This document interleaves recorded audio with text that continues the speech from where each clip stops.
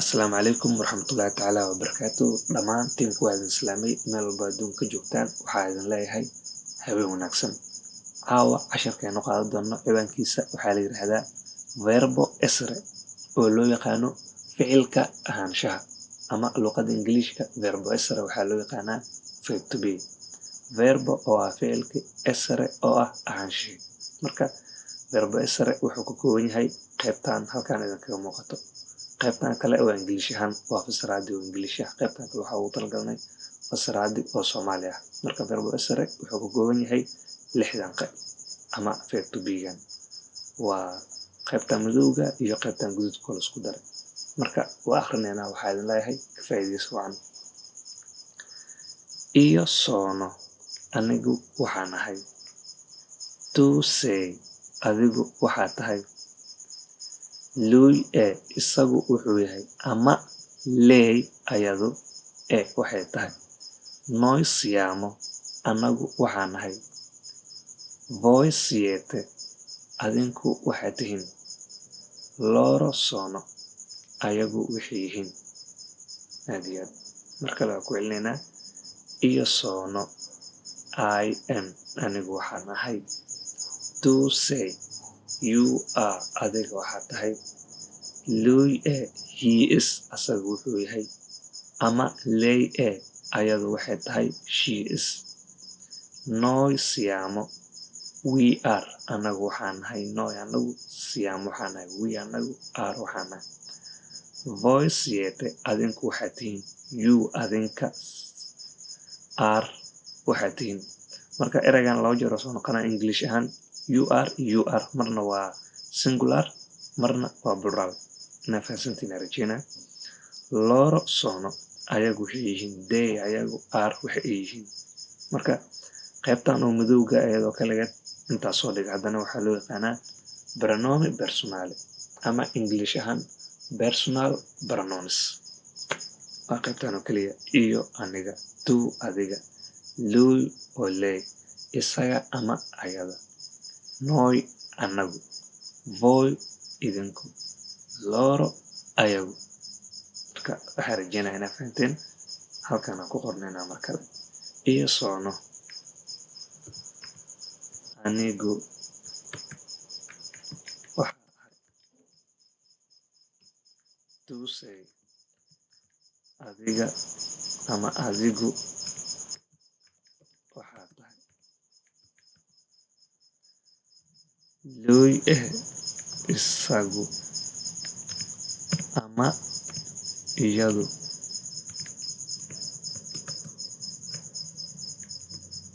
waxay yihiin askalena. Okay. Waxaa noogu xigo noi siamo inagu waxaan nahay.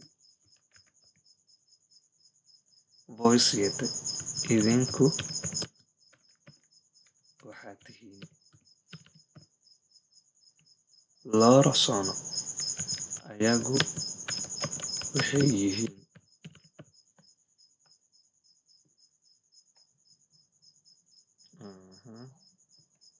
Waxaan rajeynaa inaa fahansan tihiin. qaybtan waxaa ugu talagalnay Soomaaliga.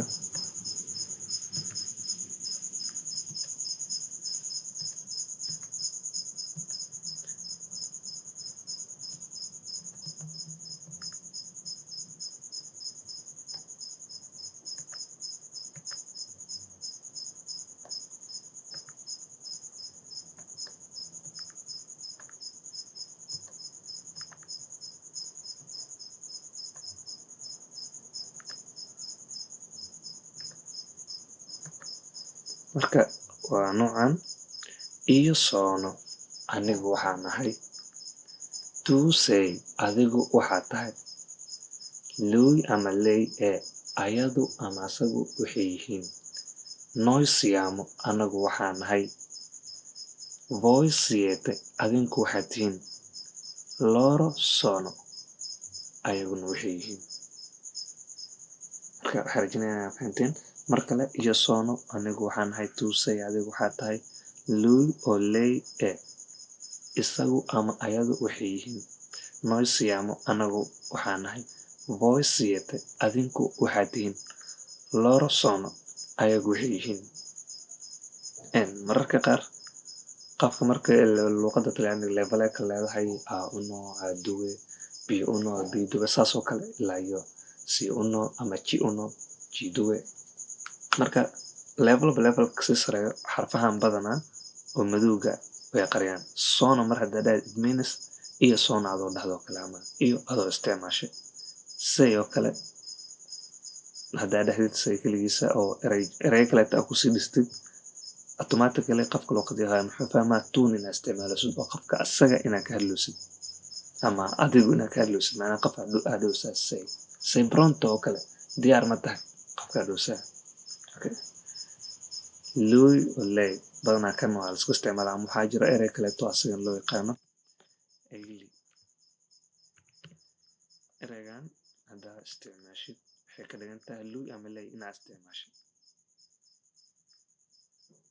okay noi siyaama keliis haddaa isticmaashid qofka wuxuu fahmaa noi inaad ka hadloosid hadda tusaale anagoo kaleeto siyaama studente haddaa dhahno it means anoo dhahay noi siamo studente anagu waxaa nahay arday oo kale siyaama bisaa soo qaadana haddaa rabana noi waa soo qaadan karaa laakiin markii qofka perfecto noqdo waa ka tagaa noi hadduu rabana waa isticmaali karaa nessun problem voi siete oo kale qofka voi waa ka tagi karaa siete basoo qaadan karaa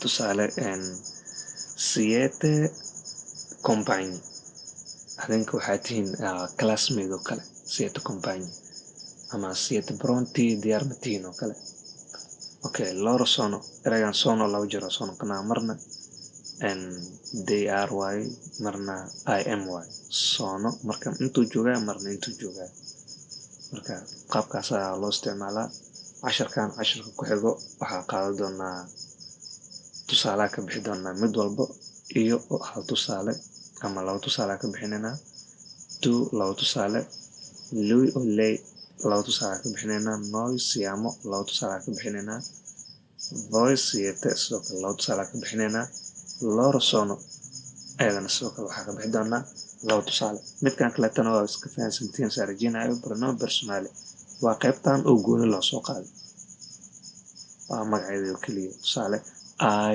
you he and she we you ama oo ah adinka they oo ah ayaga qaybtan oo soo qaada waa iyo aniga tu adiga lui ama ley isagu ama ayadu noi anaga boy adinka loro ayagu marka waxaa rajeynaya inaad fahanteen waxaa idin leeyahay wabilaahi ciao ciao